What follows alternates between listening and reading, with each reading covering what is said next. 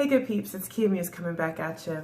I just want to talk really quickly today about success in the music industry, how we view it, what we deem success to be, because the music industry is changing nonstop at lightning speed, and I just see a lot of independent musicians trying to keep up with that change, as we should.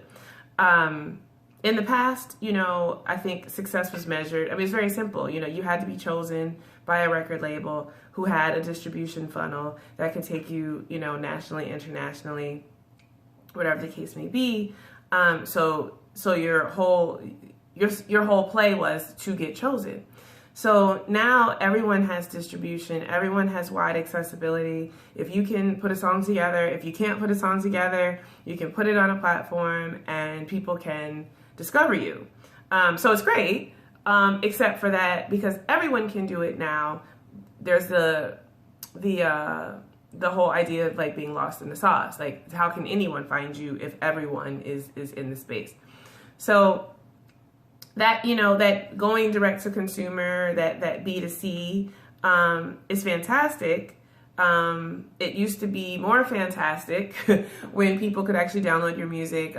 They could buy hard copies from you at shows, which they still can do that. But there used to be more internet money with the whole B2C play.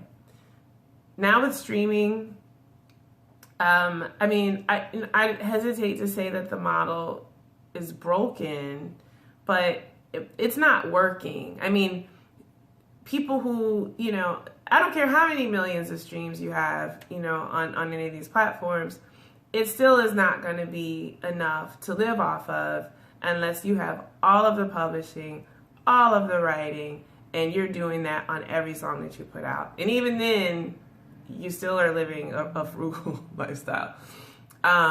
So that's the B2C lane. And I think as independent artists, like, we know we have to do B2B, but like, we don't really talk about it enough. I don't feel like there's enough conversation around that and about like how to do it.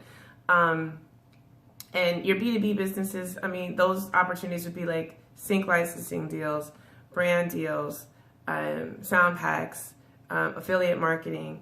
And there's a couple other things that you can do as well.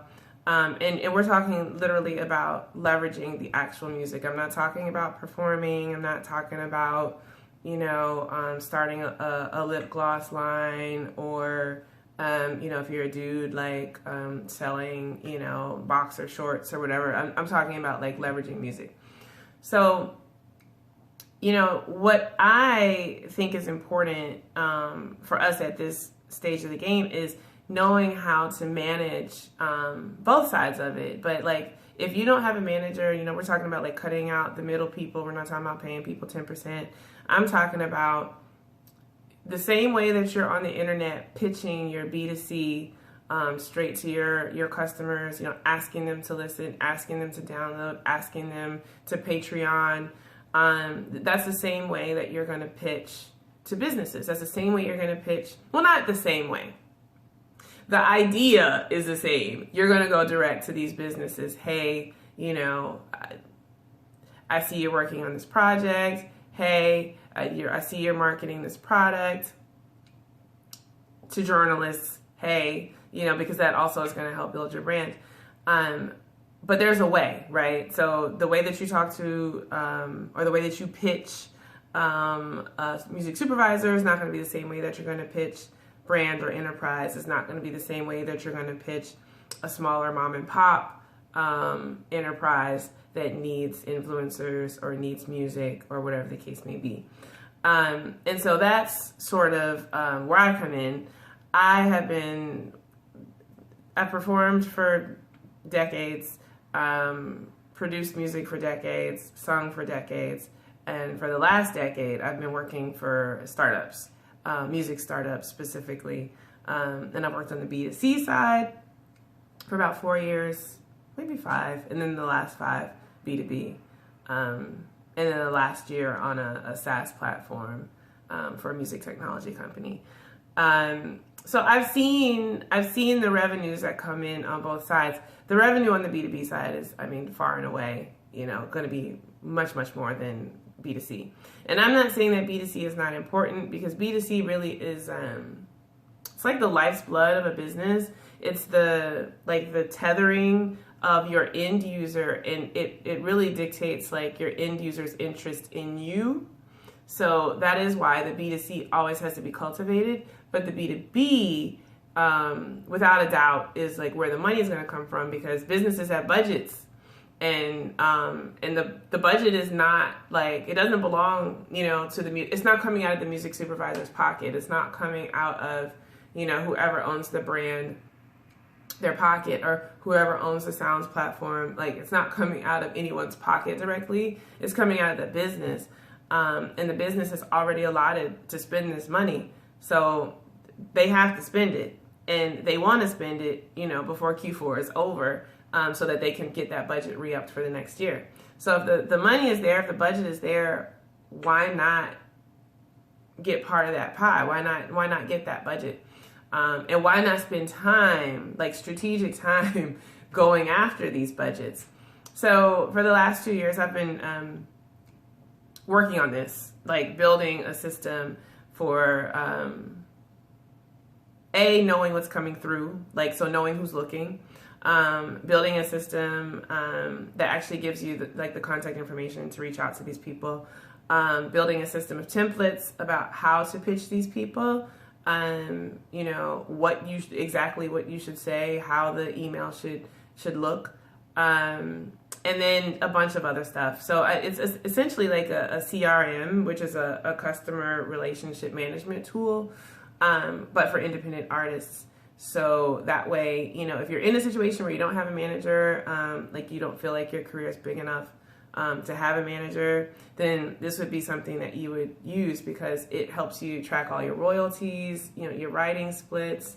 When you need all that stuff, all the money that's coming in, the money that's coming in from streaming, you want to track all that stuff, because you definitely want to, write off those losses at the end of the year.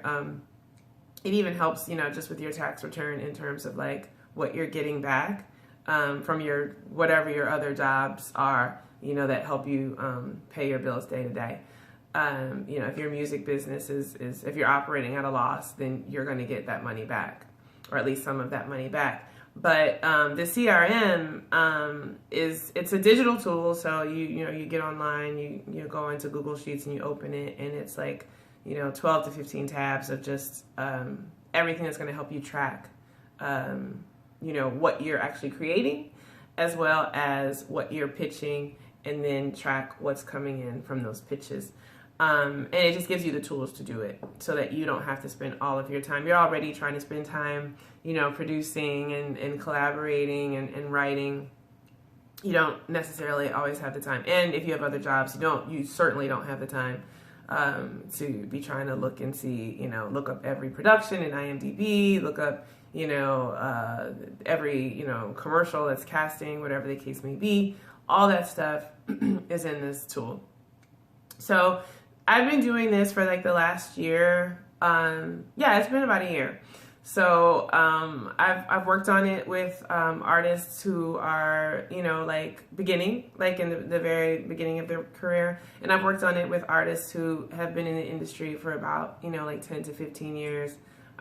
One producer just had a #1 hit with Wale on Chill. He produced that record. And I pitch for these people. Some of them I pitch for. Some of them actually are clients, and I actually pitch for them. Some of them I teach how to pitch on their own, and then they go forth and do that pitching. But this sort of tool is for somebody who already has a catalog. So it's not, like I said, I've used it with people who are new, but I wouldn't recommend it for people who are new. I would say you want to have at least 5 to 10 solid songs, and then you want to have like a good, a hard drive that's got a good amount of music that maybe it's like your B and your C material, stuff you started, didn't finish, you don't know what to do with it, it's not hot enough in your opinion to like for you to spend money releasing and marketing, but it's like decent and you don't know what to do with it, I have something for you to do with it. So if that's you, you've got like 5 to 10 super solid songs that would work in media. And then you've got some other stuff that you just don't know what to do with, but you know, like it's decent. This tool is for you. So if you are interested in that, go ahead and click below the video to get more information. I can get on a call with some people, and my time is rather limited.